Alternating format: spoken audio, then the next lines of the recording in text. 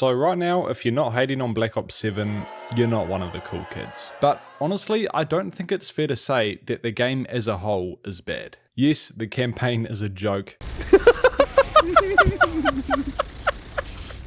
Stop resisting! Yeah, Sam, this is so dumb.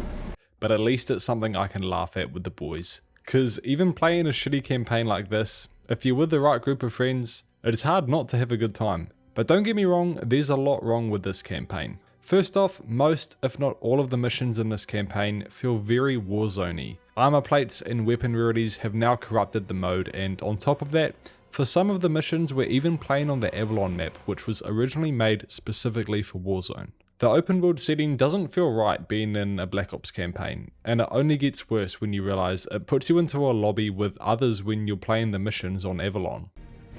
Understood. Warning, hostile detected. Why is there someone in game chat? Are we in it? Have you seen that? Yeah. We're pretty much just playing Warzone right now. Like, why am I being placed in a lobby with other randoms in a campaign? Genuinely, why? And why can't I pause or save the game at all during the missions? Now, some of the more structured missions like Disruption were actually more enjoyable. The little bits of parkour were fun, and the big wave of enemies to take out actually felt like it belonged in the campaign. But a lot of this campaign is just uninteresting. Of course it's milking nostalgia from the old Black Ops story in BO1 and BO2, but it just feels so wrong and forced, and the plot is all over the show. I've heard from many people that the in-game mode is actually pretty decent, but it's crazy how this game mode was originally only unlocked after completing the campaign. But just 1 week after the game's come out, and Treyarch have already made in-game available to everyone. So now you don't even have to play the campaign to actually unlock in-game. That's how you know the campaign is garbage. Personally, in-game looks alright, but it's not something I really care too much for. So if you're more of a campaign player, definitely skip this game, man, it's not worth the cost. But what about multiplayer? I'll at least say it's better than Black Ops 6's multiplayer. With the removal of skill-based matchmaking and disbanding lobbies, at least not all the games you play are bad, but it's still an absolute sweatfest most of the time. Just play the Nuketown playlist and you'll see what I mean. Wall jumping is at least something new, but it does feel unnecessary.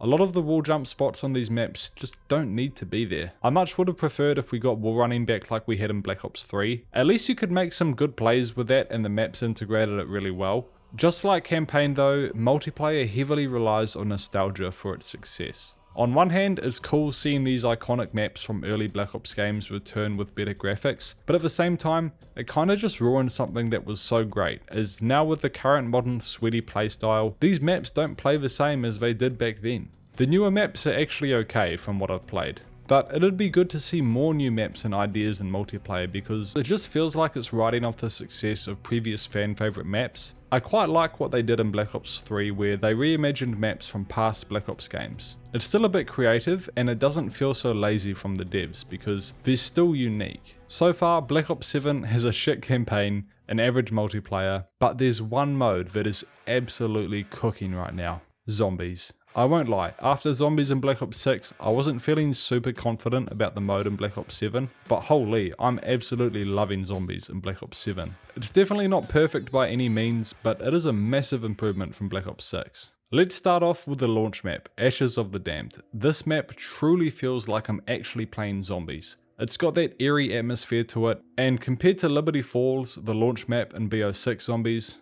it's a night and day difference, literally. Now, it's not just the time of day that makes this map feel much more like a zombies map, there's way more to it than that. We start off outside the Janus Towers area, which is where we left off in the Reckoning final map in BO6 Zombies. After fixing up Old Tessie with Ted, we're able to travel to different POIs around the map. And between each POI, these little shits will swarm us trying to tear through the truck and attack us. They move quickly and do a lot of damage, so each time you have to travel to different POIs, taking Old Tessie is almost mandatory to survive. And yes, this map does pull on those nostalgia strings a bit, but it's not like campaign or multiplayer where it's just forced and doesn't fit. In Ashes of the Damned, the nostalgia stuff is more new content that's been inspired from past experiences of Black Ops Zombies. Like the POIs, Ashwood has clearly taken inspiration from Buried in BO2, Visaria Cosmodrome from Ascension, Diner from the Diner in Transit, and Vandorn Farm also inspired from the farm area on Transit.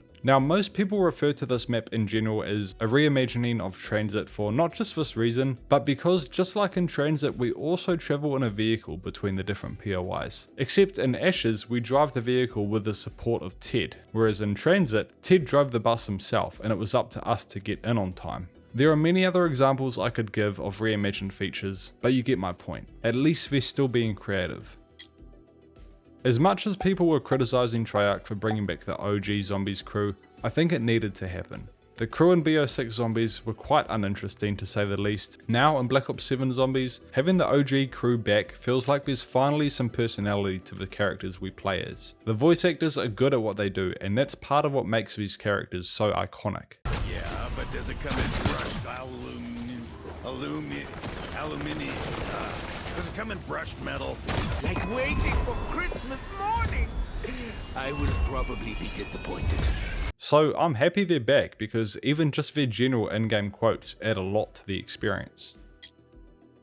Despite people criticizing the new Cursed mode because it's not exactly like classic Zombies where there's no armor or weapon tiers, Treyarch never advertised Cursed mode as a classic Zombies mode. It was more marketed to us as something that fans of classic Zombies would likely enjoy because it has aspects from classic Zombies in it. It's got no loadouts, a reduced HUD, the classic point system, so now each hit on a zombie gives points as well. And while we all wish this was more of a classic experience, not having armor and weapon rarities, it's still a great mode. And with the introduction of relics that can be found and unlocked through playing Cursed mode, which when activated makes the game more difficult, it at least adds more replayability to the game, and I'll probably spend a lot of time playing this mode, especially once it comes to the survival maps.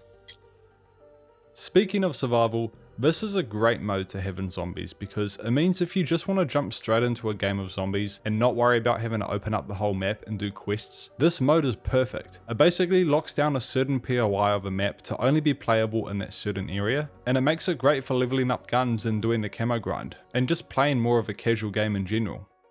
Speaking of the camo grind, holy, this is so much better than Black Ops 6 Zombies. Now it's only 1,000 critical kills instead of 2,000 like it was in BO6. And all the camo challenges above the base military camos are doable and don't take 10 years. I was on the fence about doing this year's camo grind after spending way too much time on BO6 doing it, but now with the easier challenges and the survival maps, I think I'll be able to do the camo grind much easier.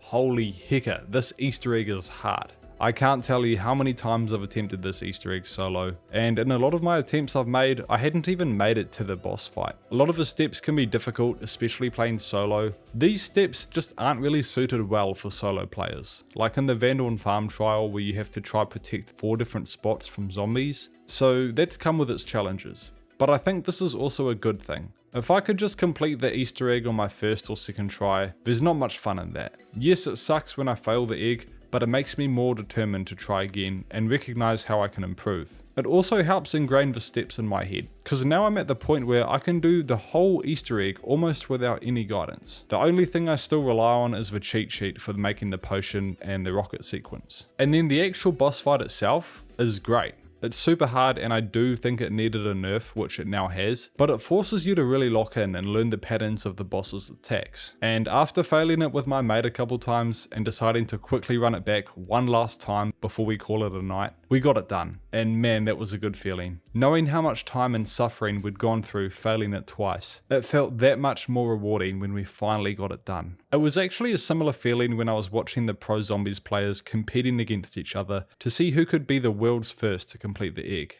It was actually so neck and neck at times and it made for an entertaining watch. After completing the Easter egg, you unlock this calling card in this version of Tank Dempsey where he has his soul back. Sadly, the rewards follow the same pattern from Black Ops 6, because the calling card we unlock is an animated calling card that isn't really that much different from the standard card you get after Directed Mode comes out, so that's definitely an L, because in my review of Black Ops 6 Zombies, I made a big point about completing Easter eggs early should feel special and be incentivized. Sadly, this hasn't really improved since Black Ops 6, and I doubt this will change with future maps Easter egg rewards for this game. What is a welcome new feature though is all the new unlocks we can get. Finally we have more stuff to work towards and keep the game fun. There's some really cool camos to unlock, not just from the camo grind, but from completing the Easter egg in Curse mode with a certain amount of relics activated. These camos look sick, and I'll definitely be going for them at some point. It's just nice to have something else to also work towards. We've also got new augments and extra minor augment slots to unlock. I think this is great because we've obviously kept all our augment progress from BO6 zombies, so if we didn't have to work for any new ones, it would kind of make the game boring, but this is a great hybrid between having no progress on augments and having everything already unlocked. It means our hard work on BO6 doesn't have to be repeated, but it also means we've got new upgrades to work towards. I gotta say, I'm really happy with zombies in Black Ops 7 so far, and to be honest, I think this is essentially the only game mode I'm gonna actually be playing in this game, because multiplayer is just too washed now for me. Maybe I'll give endgame a bit more of a chance, but it really does feel like zombies is the only thing carrying this game's life right now. And with the reveal of the next zombies map being in space and how cool it looks, I think we're in for a really good year of zombies. It kinda reminds me of the unique settings we had in BO3 zombies, and if it's reminded me of that, that's a good sign.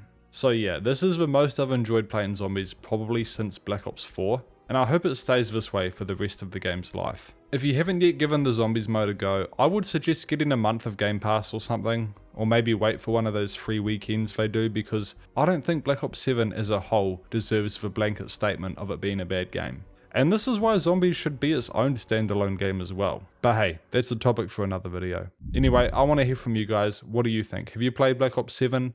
What do you think of it? What do you think of zombies? That's it from me, guys. Thank you so much for watching, and I'll see you in the next one. Take care.